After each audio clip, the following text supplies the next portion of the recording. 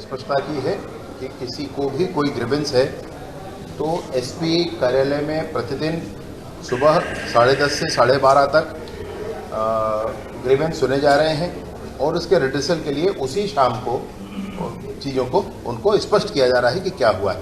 फिर भी कोई कन्फ्यूजन बना था। मैंने काफ़ी इसमें प्रतिक्रिया देखी कि इसमें मार्क्स सबके डिस्प्ले होने चाहिए। विभाग से बात करने पर पता चला कि जो यूपीएससी का पैटर्न होता है उस पैटर्न पर लोग अपने मार्क्स देख सकते हैं, सभी के मार्क्स देखने की स्थिति नहीं होती है। कोई बहुत कम पाता है, कोई किसी की स्थिति अलग होती है, जो भी होगा। लेकिन फिर भी जैसे कि युवाओं के बीच में विषय था कि नंबर सबके जारी होने चाहिए, तो विभाग में 6 रेंज हैं और 9 ऐसे केंद्र हैं जिनके माध्यमों से परीक्षा संचालित की गई थी। तो पूरे के पूरे 9 केंद्रों में उनके नंबर्स जारी किए गए। फिजिकल में कितना नंबर मिला, रिटर्न में कितना नंबर मिला है, यदि उस व्यक्ति को कोई बोनस नंबर दिया जा रहा है तो वो कितना है और किस बाबत, ये पूरा डिटेल इसमें बताया है। ये जो क्यूआर कोड मैं आपको दिखा रहा हूं, इस क्यूआर कोड को आप स्कैन कर लेंगे और स्कैन करके आप छत्तीसगढ़ पुलिस के वेबसाइट के उस पेज पर पहुंच जाएंगे जहां पर आपको ये लिस्ट मिलेगा। इस लिस्ट में प्रत्येक जिले का इंडिविजुअल वहां का जो लिस्ट है वह भी मिलेगा। किसी का भी नंबर आप देखें, किसी भी जिले का देखें, इसमें कहीं कोई विषय नहीं, तो सारे ही जिलों का ये पूरा डिटेल है। इस पर आप देख सकते हैं। ये क्यूआर कोड से आप इस पेज पर पहुंचेंगे। इस पेज पर जिलेवार जो ये डिस्प्ले हुआ है, रिजल्ट डिक्लेयर हुआ है, वो है वहाँ पर जो आपको रिपोर्ट मिलेगा वो इस फॉर्मेट में मिलेगा। ये एक रिपोर्ट है जिसको मैंने निकाला है। तो ये जैसे बिलासपुर जिला है, बिलासपुर में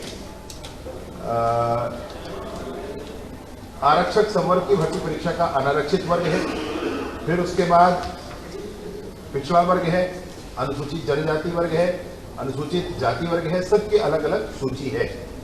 और इसमें नाम है, एप्लीकेशन नंबर है, रजिस्ट्रेशन नंबर है, कैंडिडेट नेम है, फादर्स नेम है, डेट ऑफ बर्थ है, जेंडर, कैटेगरी, और उसके बाद एक सर्विसमैन यदि है या नहीं है, फिर उसका टोटल मार्क्स कितने हैं, उसमें व्यापम के कितने मार्क्स है, कोई उसको बोनस मिलता है, फिजिकल के कितने मार्क्स है, व्यापम के कितने मार्क्स है, और किसी को उसको कोई बोनस नंबर मिला है क्या, ये सबको मिलाकर टोटल मार्क्स। ऐसे सारे ही कॉलम बना करके ये पूरा डिटेल भी सभी का दिया हुआ है। मैं आपसे एक बात और भी कहना चाहता हूँ, कुछ कन्फ्यूजन होता है कि किसी व्यक्ति का एक से अधिक जिलों में नाम कैसे है, तो ऐसा होगा ही होगा। कारण ये है कि फिजिकल जो हुआ है वो अलग अलग दिनांकों में अलग अलग जिलों में हुआ है। तो एक युवा ने 3-4 जगह फिजिकल एग्जाम दिया, वहाँ पर उसके नंबर आए। अब वही व्यक्ति अपना रिटर्न का एग्जाम देता है, उसको रिटर्न के जितने उसके प्राप्तांक हैं उसको सभी जिलों में भेज दिए जाएंगे और उस जिले के मेरिट लिस्ट में उसके आधार पर उसका रहना या नहीं रहना ये तय होगा। मतलब उस जिले का फिजिकल का नंबर और उसके प्राप्तांक, रिटर्न का प्राप्तांक, ये दोनों को मिला करके उस जिले का मेरिट लिस्ट बनेगा। तो वो व्यक्ति उस जिले के मेरिट लिस्ट में होगा या नहीं होगा। तो ऐसे संभावना है कि एक व्यक्ति अनेक स्थानों पर मेरिट लिस्ट में रह सकता है। अब आगे क्या होगा, आगे ये है कि वो एक स्थान पर उसका सिलेक्शन होगा, एक स्थान पर सिलेक्शन होगा तो बाकी जो उसका ये है उस बाकी में मेरिट वो जगह खाली होगी, वो जगह खाली होगी तो जो वेटिंग में होगा वो ऊपर आएगा। ये स्थिति है अभी। और मैं सोचता हूँ कि इसमें अभी जिलों में सुनवाई हो रही है।